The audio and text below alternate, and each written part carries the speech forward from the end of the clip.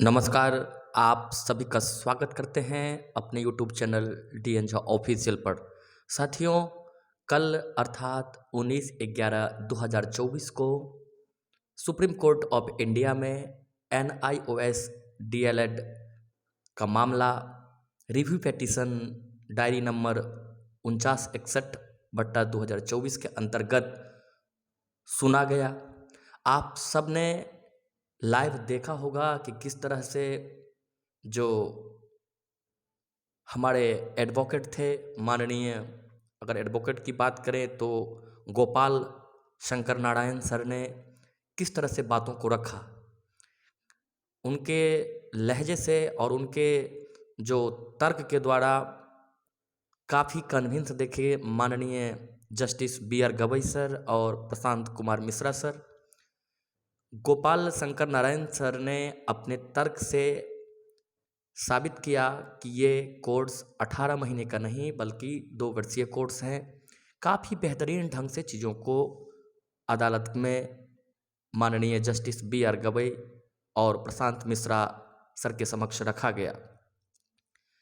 जज साहब justice BR Gavai और प्रशांत मिश्रा सर कई बार ये कहते हुए सुने गए कि in service teachers will be protected, और उन्होंने ऐसा उम्मीद नहीं किया था कि इस जजमेंट से पूरे देश में इस प्रकार की स्थितियां पैदा होगी, लाखों अभ्यर्थी परेशान होंगे।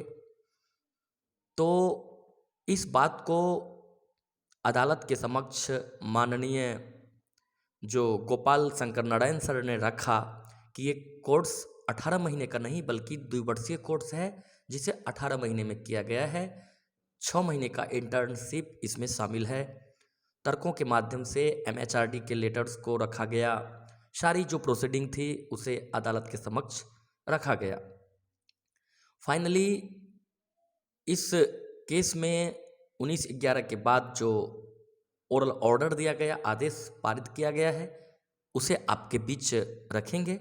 आप सब देखें कि पहला है जो ओरल ऑर्डर है IA नंबर 168710/2024 इज अलाउड।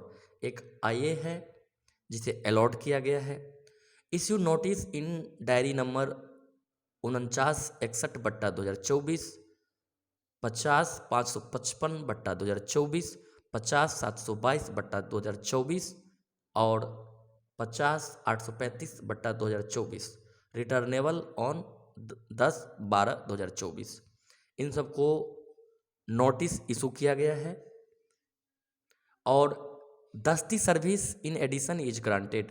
दस्ती सर्विस मीन्स जो भी रिस्पोंडेंट है, एप्लीकेंट है, उन सबको जवाब देने के लिए ईमेल हो, बाय हैंड हो, बाय पोस्ट हो, इसे अलॉट किया गया है।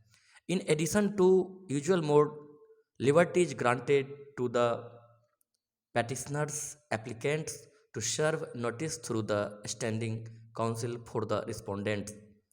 अर्थात रिस्पोंडेंट को, पैटिशनर्स को और एप्लीकेंट्स को ये लिबर्टी दी गई है कि वो जो नोटिस है वो स्टैंडिंग काउंसिल जो है रिस्पोंडेंट के, अर्थात जो लोग भी उसमें रिस्पोंडेंट बनाए गए हैं, उनको एप्लीकेंट्स के माध्यम से भी, एप्लीकेंट्स को भी ये लिबर्टी दी गई है कि आप भी जाकर उन्हें इस विषय में सूचित कर सकते हैं। To be listed at 3:30 PM on 10/12/2024। अब ये भी महत्वपूर्ण है कि 10/12/2024 को भी इस केस की सुनवाई होगी और 3:30 बजे होगी। तो जो आपने जजमेंट, तो अभी फाइनल इसका नहीं आया है। ये केस निश्चित रूप से 1-2 हियरिंग और होगी, लेकिन पहली ही हियरिंग में माननीय जस्टिस श्री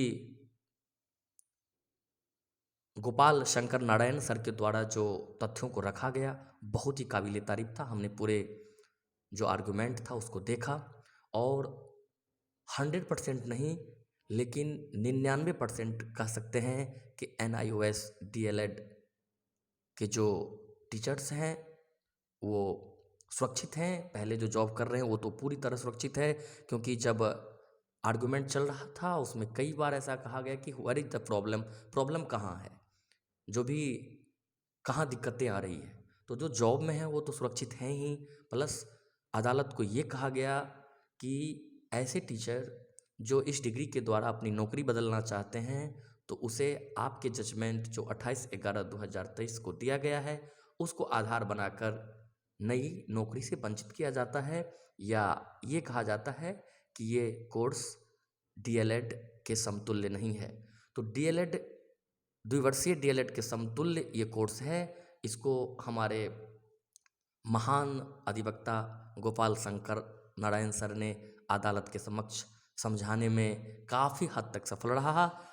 आशा करते हैं आगे भी सकारात्मक ही होगा और एनआईओएस से डीएलएड किए हुए जो भी अभ्यर्थी हैं जो नौकरी की तलाश में हैं उसे भी आने वाले समय में प्रतियोगी परीक्षाओं में अर्थात टीआरई हो या जो भी वैकेंसियाँ आती है उसमें भाग लेने का मौका मिलेगा और वो शिक्षक बनेंगे।